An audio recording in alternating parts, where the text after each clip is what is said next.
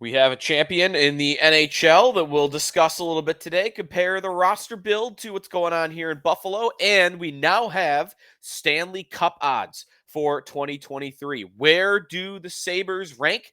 Plus, Mattias Samuelsson is who we'll debate on today's episode, looking back at his first season, full season with the Sabres, and looking ahead. All that ahead here on the Locked On Sabres podcast.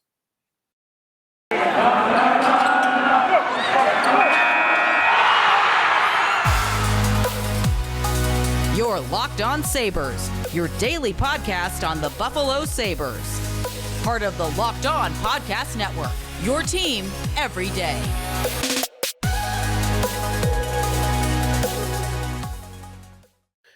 Today's episode of the Locked On Sabres podcast brought to you by Bet Online. Bet Online has you covered this season with more props, odds, and lines than ever before. Bet Online, where the game starts. But the season is over. The season is over. The Colorado Avalanche are the Stanley Cup champion. Got some thoughts on the finals and also just the idea that Colorado won the cup and where they've really come from the last 4 or 5 years and how it could be. If this is a copycat league, then this is going to be good because the Avalanche are exciting, they're entertaining, and they're exactly what teams should be copying. At Sneaky Joe Sports to follow me on Twitter. No Jordan Hanskin today. He's away, but at JR Hanskin to follow Jordan on Twitter. And appreciate everybody hitting the like and subscribe button on our YouTube channel. We are closing in on 1,000 subscribers, slowly but surely, but we are almost there. So hit that subscribe button for us on YouTube. We greatly appreciate that. And we've got Mattias Samuelsson to talk about on today's episode as we are breaking down player by player the Sabres blue line now. We are closing in on the NHL draft, which is a couple of weeks away, just under 2 weeks away actually now. We are almost 2 weeks away from NHL free agency, so that's coming up as well in the next couple of weeks. So it's going to be the packed session of the offseason with the draft, free agency, and then we'll have probably a dead period for about a month before we get to training camp in September. But it's going to be rocking and rolling the next couple of weeks here on Locked On Sabres and in the NHL. And that's because now the Stanley Cup final is over. Colorado defeats the Tampa Bay Lightning in 6 games. Game 6 in Tampa Bay. The Avalanche win. And a 2-1 score. The Lightning just never looked like they had a chance in the third period. They had 2 shots on goal, I think, entirely in the third period. It took them like 8 minutes to get their first shot. I mean, it never seemed like they were really making a big push to tie the game. Colorado was the better team. Colorado all season long was the best team in the NHL, and I think puts a perfect bow on what to me has been the best NHL season since at least 05-06, and I'm biased towards that season because the Sabres were great that year. But 05-06, power plays were up, scoring was up. We were coming off a lockout, so league intrigue was a little bit higher. But I think this season even better than that because of TV rights and TV contract and attention that it was getting. The sport was getting nationwide. I'm a big listener of the Dan Le Batard Show, and that's a national podcast. They're the #1 sports podcast, actually, on iTunes every single week. And they're not ESPN affiliated anymore, but every day for the last 2 weeks, they're opening up, except for when the NBA Finals were wrapping up. Since the NBA Finals wrapped up, every day they're opening their show with the Stanley Cup Final. Every day. And ESPN is spending a lot more attention on the NHL. Now, that one's easier to figure out. That is happening quite literally because ESPN is one that all of their shows, Sports Center and Around the Horn and PTI and First Take, all of it is just one giant infomercial for their product, for their rights deals. And now that they have the NHL, they're spending more time on the NHL. Scott Van Pelt is opening up every Sports Center the last week and a half with the Stanley Cup. They're putting together an unrivaled documentary about the Red Wings and Avalanche rivalry from the late 90s, early 2000s to get you fired up for Game 6. ESPN is pouring resources into the NHL because they now have the NHL. And honestly, they're doing a way better job with it than NBC is. Chad DiDomenicis from Expected Buffalo had a good tweet that I didn't think about last night that remember when NBC would cut away from the Stanley Cup presentation and raise the guys raising the cup for an alternate show that like you could only stream. Like they would kick it off NBC. They would NBCSN and like the NBC app. That was the only place you could go to find them actually racing the cup. ESPN on ABC, mind you, was stuck with it through the whole thing. I mean, 20, 30 minutes after it even started. So I love the broadcast. I like the studio show better than I did the NBC one. I think TNT's got the better studio show, but TNT's a part of this as well. You went from one niche broadcast partner that looked the exact same for 10 years. NBC never tried anything different. They never changed up the look of their studio. They never changed up their personalities. It never seemed like they were trying, you know? ESPN, TNT, they've really brought NHL broadcasting to a whole nother level. That, to me, is maybe what sets this season in some ways apart from every other season. But the meat of it is goal scoring was up. Goal scoring was way up, and it wasn't artificial. It wasn't like 05-06 where, scoring was up, but it was because you were calling a mad amount of power plays. No, this year, scoring was up because scoring was up. That's it. Young talent around the league, speed, skill. I mean, the sport has never been in a better place in terms of an on-ice product, and the sport has never been in a better place with its TV broadcasters. So I think this was, of my lifetime, then recency bias could be playing in here. I think it was the best NHL season of my lifetime. And the cherry on top is, this doesn't always happen in the NHL. You'll get your Montreal Canadiens that reach the finals that have no business being in the Stanley Cup final. The best team won. The best team won. And honestly, the second best team was probably right there in Tampa. But the best team won. Colorado tied for the most wins in NHL history, regular season plus playoffs, with 72. That was a historically great season that they just had. And what are they as a build to copy, by the way? It's tough. Gabriel Landeskog on the telecast last night got asked by Emily Kaplan, how do you go from the 48-point team you were 6 years ago to winning the Stanley Cup? The question was, what would your advice be to other teams to model yourselves after you? And his answer was, go find yourselves a Cale Makar. And honestly, like that's the juxt of it. I mean, they just found one of the most talented defensemen in NHL history that's already on his way to one of the best careers in NHL history. And he's like no other defenseman in the NHL right now. I mean, he is just electric. So the Sabres have two. They have Dahlin and Power. So I guess you can feel a little optimistic that, hey, maybe we've got two guys that could be near that level. They're not going to be on that level because Makar is just a unicorn. But Colorado is just speed and skill. That's the copycat, speed and skill. And if teams start trying to go for that around the league, if the sport was already in its best place it's been ever on ice last year, it's only going to get better from here if teams start to try to emulate that. We'll come back and we'll tell you where the Sabres rank for Stanley Cup odds next year, 2023 Stanley Cup odds. They might be higher than you think. They might be a little bit higher than you think. We'll share that with you when we come back here on Locked On Sabres. We'll talk a little Mattias Samuelsson before we get out of here as well. As always, we are brought to you by BetOnline. BetOnline.net, your number one source for all your betting needs and sports information. Find all the latest sports developments, league reviews, and news, including Major League Baseball. MLS soccer is going on right now as well. You've got some tennis majors. The British Open is coming up in golf. BetOnline, your continued source for all your sports wagering info, including live betting, esports even, and scores from different sports. BetOnline.net, best sport for all your sports scores, podcasts, news this season. MMA, boxing, and golf too are things that you could bet on there and you can look up information for.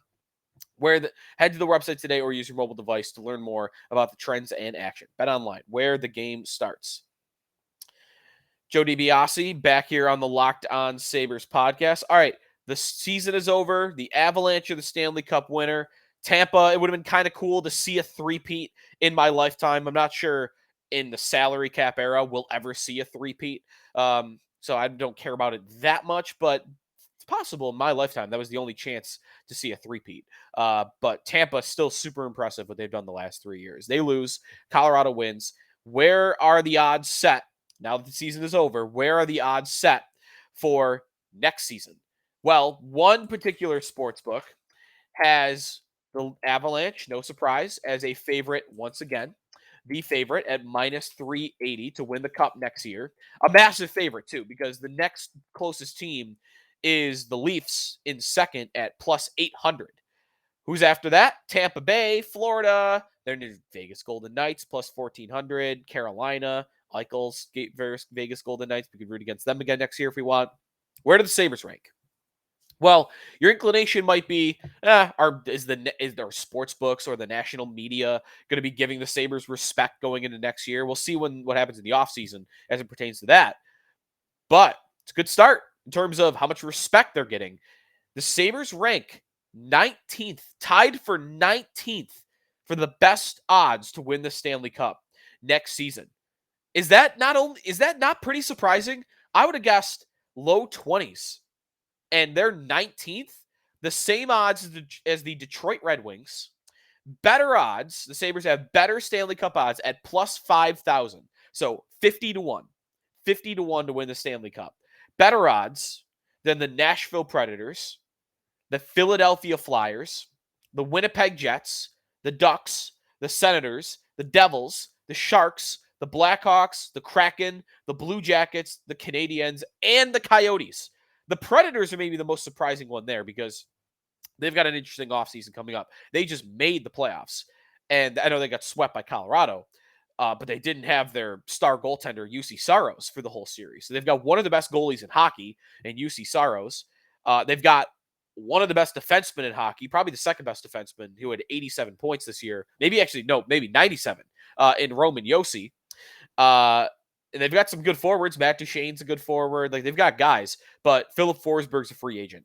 And I think those odds, maybe if he were to re-sign there, they would leapfrog the Sabres or come into a tie with the Sabres. I think the expectation is Nashville could lose some pretty key pieces this offseason, and the Sabres could add some. So they're ahead of Nashville. And just behind, by the way, the Sabres are just behind Dallas. The group at plus 4,500, just above the Sabres. Dallas, LA, Vancouver. It's pretty good company. They're in that middle pack, which is kind of like bubble playoff team. By the odds, by the Stanley Cup odds, this one sports book is kind of predicting by this that the Sabres are going to be a bubble playoff team. And would we take that? I think we would take it. We want more, and I think it's realistic to hope for more. But that wouldn't be a failure if they finished 19th in the NHL and missed the playoffs by 3 or 4 points. I don't think that would be a failure. All right, so that's where the Sabres rank. We want to talk about one individual Sabre on today's episode. We're breaking down the season that just was for a lot of these Sabres individual players and starting to look ahead to next year, what the roles are going to be, and any contract questions that we may have about the player. Next up for that is Mattias Samuelsson, our end-of-season review and our look ahead for Sabres defenseman Mattias Samuelsson coming up here on the Locked On Sabres podcast after this timeout.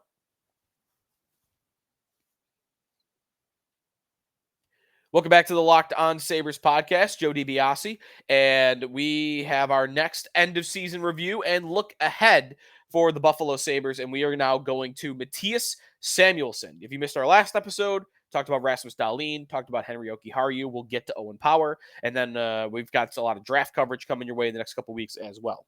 Mattias Samuelsson, left shot defenseman for the Buffalo Sabres, gets through his rookie season, 42 games played, started the season in Rochester, ended the season with a bit of an injury. 42 games played, 10 assists, no goals. He's actually played 54 games in the NHL, and he has not scored a goal. 0 goals for Samuelsson, but 10 assists and 20 minutes a night. Exactly 20 minutes a night. 20 minutes and 0 seconds per night. That was his exact average time on ice. Really took hold of a top 4 spot on the blue line and never let it go. Just consistent, solid, and I'm not going to lie, this one surprised me a little bit. I didn't see this coming. Samuelsson, even going back to when he was drafted, I remember reading scouts say, ooh, not a good pick. In terms of not a good pick if you're hoping for a major key player on your roster. The ceiling almost sounded like third pair defenseman. The ceiling sounded like third pair defenseman, and there were major questions about whether Samuelsson could ever even reach the NHL because of his foot speed. He's not fleet of foot. But I'll say this. maybe he's developed this since he was drafted by the Sabres in the second round in 2018. He's not quick by any means. Like his feet, he doesn't have a quick feet. He's a smooth skater. He is a smooth skater. He's very good on his edges. He's very good at changing directions. He's not going to do it quick, but he's got a powerful stride. There was one play in particular against the Toronto Maple Leafs in Toronto late in the season where Samuelson was in a pressure situation in that Austin Matthews was coming down the right boards against Samuelson, and Matthews drove at him around the outside to make him think he was going to try to beat him with speed to the outside. Matthews cut to the middle. He went outside, boom, cut to the inside, almost like a route, like an in route in football. And Samuelson kind of bit. He bit on the first plan of action by Matthews that he was going to go outside, and he got turned around. But he flipped his hips around, and Matthews goes to the slot to take a shot. It took Samuelson one stride after he had gotten back in the right direction, one stride to get to Matthews' spot, get his stick in the lane, and deflected Matthews' shot out of play. No scoring opportunity for Austin Matthews because Samuelson had that amount of power on one stride. He's like a gazelle out there with those strides. I mean, he doesn't need to be quick. Clearly, he proved that because he's so powerful in terms of his strides, and his edge work is really good as well. So my questions about can he be in the NHL because of his lack of quickness and his lack of speed skating, those have been answered for me. I think he's got it. And obviously, Don Granato agrees because 20 minutes a night, he was their second pair left shot defenseman. Dahlin, for much of the season, was their first pair left shot defenseman, and Samuelson, for most of it, was their second pair left shot defenseman, even outranking a Colin Miller. Colin Miller was healthy scratched at times because Samuelson kind of took his spot. Big guy, of course, 6'4", 226, kind of your modern day big defenseman in that he's not Scott Stevens. He's not going to be drilling people over the middle of the ice. He's not out there, looking to throw elbows and bury people into the boards, but he uses his size to his advantage. He uses his reach to his advantage, and he's also a very good passer. I like his passing ability. I think he's got a very clear plan every time he's got the puck of how he's going to get it out of the zone. The only thing he's lacking towards like a Dahlin is that ability to kind of skate it out on his own. So once in a while, because he's not really capable of those neutral zone exits by himself, he kind of has to chip it out once in a while and just kind of punt it to the other team. But not very often. He's very good at finding the open man and getting it right to him. So he's not, of course, a Dahlin by, if no one's open, I can just make a guy miss and go out on my own. But really solid, great in his own end, good plan of attack in terms of his neutral zone exits. And I'm very happy with him being on the team. He throws a little bit of a wrinkle in or of a wrench into what the Sabres plan will be on the blue line going forward in that I think with there being so many left shot defensemen, Samuelson's a left shot, Power is a left shot, and Dahlin is a left shot. Samuelson kind of allows Dahlin to move back to the right side, right? Dahlin came into the NHL playing on his off side, on his right side. He went to his left when he got here, and he's never really gone back. And Granato played around with that at the end of the season after Power showed up. So the final 8 games of the season, it really was Samuelson was their top pair left shot defenseman. Dahlin was his partner on the right. And then Power was your second pair guy with Yoki Haru. And maybe there was someone else rotating in there. I think this allows Dahlin to move to his right, be a little bit more offensive. And it allows Samuelson, honestly, to be a top pair defenseman. Because I think Samuelson fits really well with Dahlin if Dahlin's going to be on his offside. Stay-at-home defenseman. It's your typical narrative of a stay-at-home defenseman and an offensive guy that can kind of be freed up to do whatever he wants. And then you have Power playing on the second pair. I think this is the making of a really legitimate top 4. And Samuelson is a big part of that. He's kind of an underrated part of that because he's not a flashy player. But I'm very happy with what the Sabres have in him. He has 1 year left in his contract, by the way, $925,000, 1 year left in his entry-level deal at 22 years old. RFA next year. He's never going to be a big money guy, I think, because The offensive totals are just never going to be there. Again, he hasn't scored a goal yet in his NHL career. But a couple $1 million next year, probably in a bridge contract. And then I think the big contract extension for Samuelson, if he keeps developing into a really good defensive defenseman, I think that's probably 4 or 5 years down the road. So that is Mattias Samuelsson wrapped in a bow for you. We will talk about some more of the blue line coming up on our next show. And of course, we'll talk plenty of the NHL draft. And I wonder if we're going to start to get free agency rumors in the next couple of days now that the season is over. So we'll stay locked in on free agency too, because the draft is fun and the Sabres have 3 first-round picks, but there's big names in free agency, and I think this could be a really hot free agency period for the NHL. So all that is coming up in the coming days here on the Locked On Sabres podcast. Thanks for making us your first listen every day. Now go make your second listen, Locked On NHL, recapping the 2022 NHL season and looking ahead to the draft and free agency as well. Check them out. They're available wherever you get podcasts.